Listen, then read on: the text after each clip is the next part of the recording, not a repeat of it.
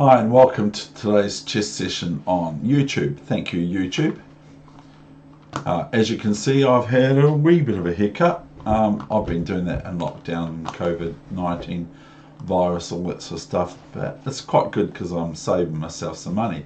And being Dutch, that is a nice little wee phrase for me to use. I like saving money. I'm a bit frugal, actually, a wee bit. Anyway, I'm going to read just a little bit from how to cheat at chess, just for fun. And then I'm going to show you the game that I'm going to show you today. One game, and then I might show you some tactics as well. I'm not sure. I'll just see how my time goes on my chess clock. Okay. Now, I just want to read to you one whole chapter from this book, How to Cheat at Chess, okay? From, not me, I wish, not me, but International Master of Chess, William Hartston. Okay, and by the way, who's this? Who's this in the picture? This is my teddy bear. I've got a teddy bear. I've got some teddy bears, but this is my teddy bear, okay? So I'm going to do the chess rules shortly.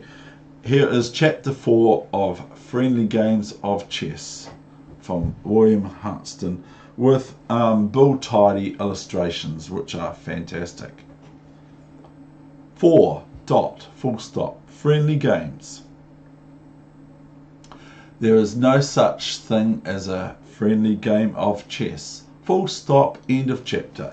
Okay, so that's all I'm going to read from that today. So here comes the chess game.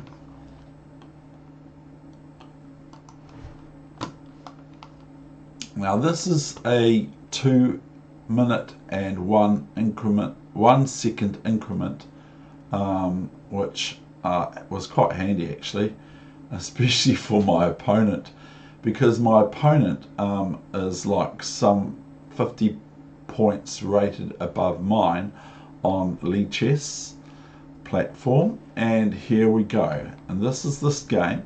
But my opponent, we were the last 15-20 moves, we were on about 3-4 seconds throughout the whole time of that game. And so here we have the opening moves, which everyone knows I'm going to play the French, even though I can deviate. Now, knight c3 is now already called the Paulsen variation. Now, Paulsen was a very good player way back in 1900 and that sort of thing. And like amongst other players, he was like Harry Pillsbury and all those sorts of players, and Paul Morphy. So very good player of chess. One of the greats. So here we've got just my normal opening moves for, I wonder what they call move 3f5 for black. I wonder what it would be called. Bishop e7. And so please do not adjust your sets, because this is my haircut. I'm quite happy with it. My hairdresser might not be, for obvious reasons. Now I'm thinking to myself, oh, my opponent's going to castle on the queen side. They're getting ready to castle on the queen side. So of course I've got to fling a pawn there. Now I consider this my favourite game, or one of my favourite games already for this year 2020. So here's b5. I play b5 because I go, well, you're not going to castle on the queen side without these pawns come rumbling down and saying g'day mate. And so white castles short. So guess what I do? I make it look like, I said this to myself, I didn't say it out loud, I said it to myself, I better play a5 to make it look like I know what I'm doing. And here's knight d1. What? And so that's going to prepare c3. So but h6 and bishop f4, and then I play knight d7, which is a wee bit cheeky because it offers white the opportunity of taking this pawn, which is probably quite good. So here we go. But white played knight f2, probably a pre-move, and I went knight b6 with some intent of going into c4. Here's rook e1, so go to knight c4, and we take off with this. Now, obviously, I can't go rook here to nibble away at this b2 pawn, because the bishop takes rook, or bishop b8 as it's now called. So here's bishop e5, and white looks to probably just station this bishop on e5 like a piece of concrete. So knight d7 and f4. So I just go back again, and I think, well, I'm going to place my knight on e4. And here we got bc4, cb3, I mean, knight e4, knight e4, fe4. Of course, I could take de4, but I'm thinking, hang on, I've got my white squared bishop here, haven't I? And white's got a king on g1 with a pawn on g2, which goes to g3. So I think, right, I'll just fling that out to h3 because it looks quite good there, doesn't it? It's not far away from checkmate, but how do I play from here on in? Well, I don't know. Bishop b4, knight c3. Please remember, I'm saying this is one of my favourite games of all this year so far, even in lockdown. So here's rook c8, queen e3, and here about now we've got about 8 seconds each left on our clock. Or is it a bit later? I can have a look on my phone. Here's this move c5. Now this is just like really crazy. It's probably really rubbish. But here is c5. And here my opponent plays this move, whereupon I can there's probably tactics all over the place here, which is what I'm going to bring you soon, but I played this with the idea of bishop c5, which is quite annoying for white. And here's bishop d6. Now I could almost just take this. Queen d6, I could do that. But I don't. I play cb3. And so I'm offering here white an exchange, even though I don't think it's a very good idea, but white plays very well, I think. And queen f6, just nibbling away now at this c3 knight.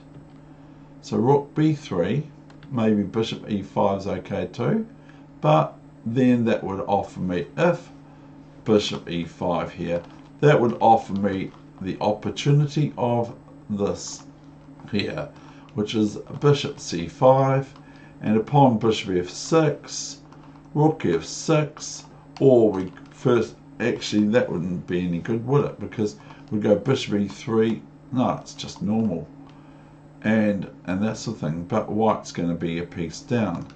So in this case, not bishop f6, but queen c5. And have I got any sort of like wee quiet moves? No, not really. It's just going to end up in probably I have to take with the pawn on f6, because if I take with a rook, then eventually white gets knight e4, even though I can go bishop f5, but it's knight f6 check, etc. That's just a bit of an analysis. So we've got bishop f6, and bishop e3 would be okay, and white would probably be lost in that position. So we've got queen f6. Now probably knight e4 would be okay, I think, but white played rook b3.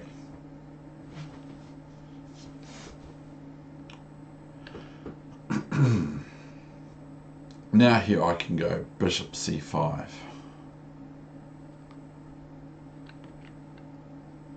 I don't know why I didn't do bishop c5. It looks quite good to me actually. Anyway, that's chess for you. Knight e4. Now it's starting to swing a bit. It's probably not even swung at all because it's probably better for white. This didn't worry me, but I tell you what does worry me is my move here is queen d5. So now this looks quite good for white. And this is what happens in post-mortem analysis. We can see some moves that we've missed. Knight c8. Maybe I didn't play that. Bishop h3. Now I'm threatening queen g2 checkmate, and so queen back to f2. Now if I can move that queen away, so I play b3, and I'm thinking actually wrong here. I need to do maybe just rook a8 instead of b4. Rook a8 was probably a way better move, and then I've got rook a2 if white lets me, and so I've got complete control of the white squares and vice versa for white. White has complete control of the dark squares, but my king can sit on this square quite nicely if any rook comes checking me. So here's rook e1, and so I play b2. For some crazy mad reason, I play b2. Here I should just play, as mentioned already, just here, and I'm looking quite comfortable here. This is quite damaging for white's position, I believe. But the computer might not agree. Anyway, here's b2, queen b2, and now I go, for some reason, queen f3, queen f2, queen d5, g4. Now, I could just take this pawn now with the bishop, and I probably should, but I don't. I play rook a8. Now I'm playing it, and it's probably too late. So I'm not going to have any time to place any sort of tactical positions on according to my clock.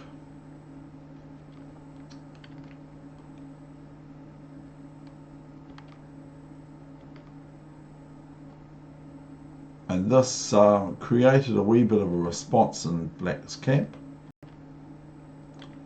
Here I should just take the pawn.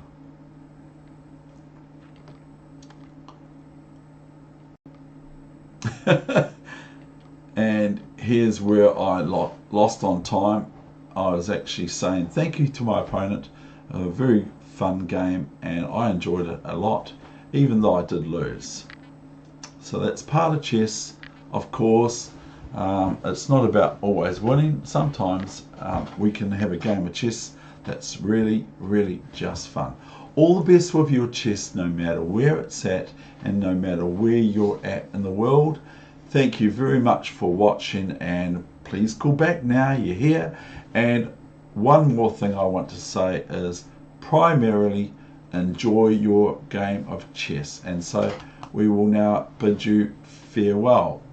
And I mean, who is we? Teddy Bear and me from a picture of my garden area. Okay, bye for now.